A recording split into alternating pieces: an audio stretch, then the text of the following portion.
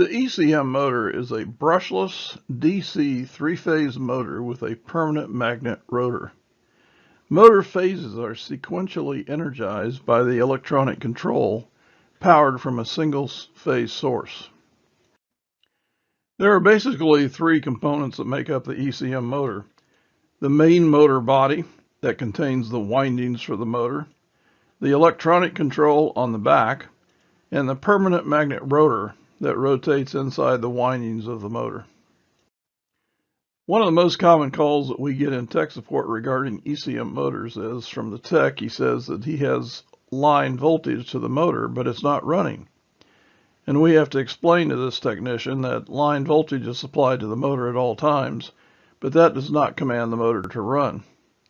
When you have a 120 volt motor, you will have pins 3, 4, and 5 with your line voltage and a ground, and pins 2 and 1 will have a jumper in them. When you have a 240 volt motor, pins 3, 4, and 5 will have the line voltage and a ground supplied to them, and there will be no jumper wire in the plug.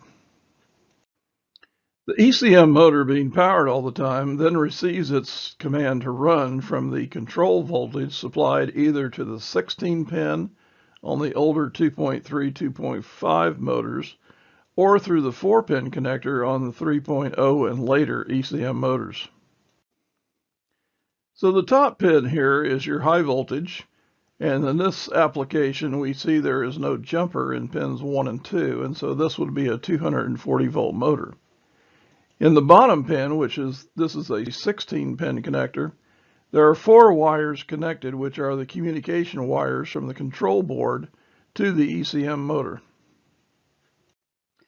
So in order to properly troubleshoot an ECM motor, you're going to need to have a troubleshooting guide for that particular piece of equipment.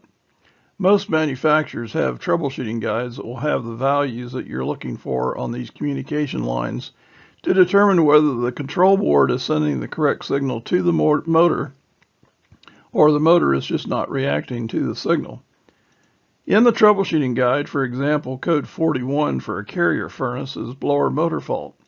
And under that fault code, you see that they have you check the red and green and different wire colors going to that motor to see if there is a 12 volt DC signal across those wires. So this calls out a 12 volt DC signal on 2 wires and a 5 volt DC signal on the other 2 wires. So this is very helpful information that you need to have in order to properly troubleshoot an ECM motor. So the information contained in these troubleshooting guides is invaluable to the technician to properly troubleshoot an ECM motor issue. We've drawn it out here showing the plug from the circuit board coming off the furnace or air handler, and the other side, the blower motor connection that goes into the electronics. You'll notice that 2 of these lines are a pulse width line, which is the command line going to the motor, and the control board tells the motor what mode it is supposed to run in. You will note that in the off cycle, in low and high mode, there will be different DC voltages present. Then other 2 lines are the blower feedback, which on this particular motor there's a feedback to the control board telling the control board that the motor is attempting to comply with the commands that the control board sent to it. You'll also notice that there are 2 lines that when the blower is supposed to be off and not running, that there will be voltages present at that time also. Please note when you're troubleshooting ECM motors that one of the weak spots between the circuit board and the motor itself is the harness. More often than not, a problem with the plugs or a problem with the harness is the reason the ECM motor doesn't run. So make sure you check the wires and the pins to make sure that they're making proper connections. Many inducer motors are also ECM motors, and so they also have communication lines. The ECM motor has the high voltage connectors, just like the blower motor, and then it will have usually 3 or 4 wires that are the communication lines.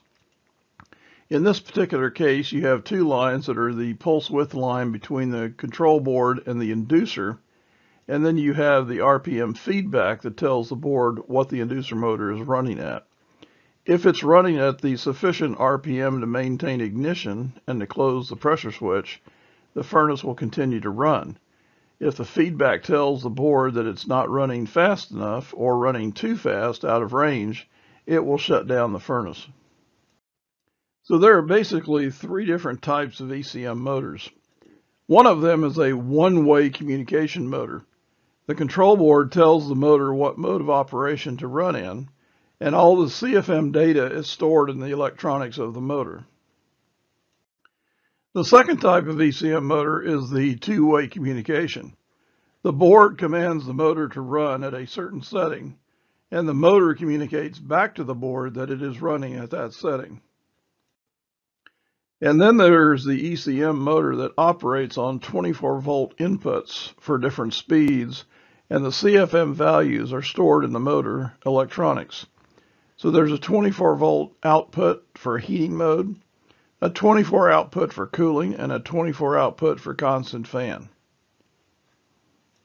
We highly recommend that anyone who is working on ECM motors visit www.thedealertoolbox.com and go to the Generac site where you can download an ECM service guide that will assist you in troubleshooting ECM motors. On this website, you will find wiring diagrams such as we have shown you in this presentation that will be helpful to you in troubleshooting various different types of ECM motors. On the toolbox.com site, you will see various wiring diagrams for control configurations for many different types of ECM motors that will assist you in trying to troubleshoot these motors. Also on this site, you will find the various diagnostic tools that are available to help you in diagnosing a bad ECM motor. Go to arefco.com for more videos, like, subscribe, and check back every week for new videos.